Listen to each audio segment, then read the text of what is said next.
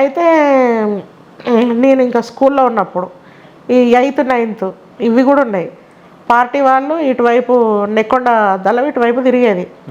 తిరిగితే ఇమాం అన్న అని యాదన్న ఆయనే ఇటువైపు డిబిసి మెంబర్గా తిరుగుతుండే.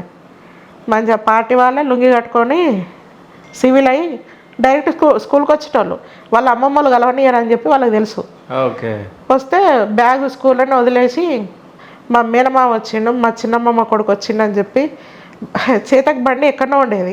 ఆల్రెడీ స్టార్ట్ చేసుకొని ఉండేది. నువ్వు ఇట్లా వెళ్ళు, మా అమ్మమ్మ వాళ్ళ ఇంటి ముందట నుండి రావద్దు, నేను అక్కడికి వచ్చి ఎక్కుతాను నేను అని చెప్పి సీక్రెట్గా పోయి కలిసి స్కూల్ బ్యాగ్ ఉంటుంది కదా అక్కడ అటెండర్కి ఇచ్చి నేను రేపు మార్నింగ్ వచ్చినాక తీసుకుంటా అని చెప్పి ఇచ్చి పార్టీ కాడికి పోయేది. ఓకే.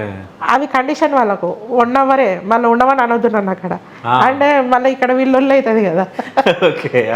½ అవర్ 1 అవర్ వాళ్ళతోటి మాట్లాడి టైం స్పెండ్ చేసి నువ్వు మంచిగా ఉన్నావా, ఎడ్యుకేషన్కి ఏమన్నా కావాలా అంటే ఫైనాన్స్గా వాళ్ళు అంటే హెల్త్ మంచిగా ఉందా ఇవి అంటే యోగక్షేమాలు తెలుసుకోవడం కోసమే పిలిపించుకునేటోళ్ళు.